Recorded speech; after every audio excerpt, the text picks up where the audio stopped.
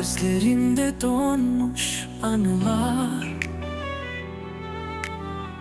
kalbimde kırık buz parçaları. Sessizlik sarar dört bir yanımı, sensiz dünya anlamsız kaldı. Buz gibi soğuk bu geceler, adın düşer her nefesime. Yanar içimde sessiz bir yangın, ama sen hiç dönmeyeceksin. Sokaklar boş, adımlarım yavaş. Rüzgar fısıldar eski masalları.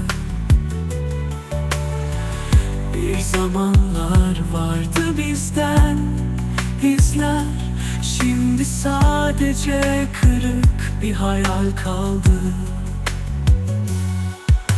Buz gibi soğuk bu geceler,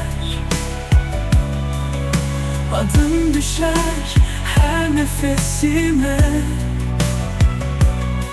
Yanar içimde sessiz bir yangın, ama sen hiç dönmeyeceksin. Kalbin buzla kaplı, erimez artık. Sessiz çığlıklar duyulmaz gecede. Yalnızlık dostum, yıldızlar ağlar. Sen yoksun, ben buradayım hala. Buz gibi soğuk bu geceler, adın düşer her nefesime. Yanar içimde sessiz bir yangın, ama sen hiç dönmeyeceksin.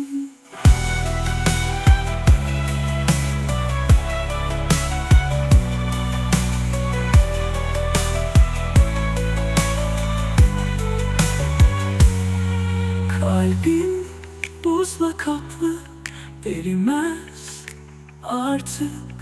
Sessiz çığlıklar duyulmaz gecede. Yalnızlık dostum, yıldızlar ağlar.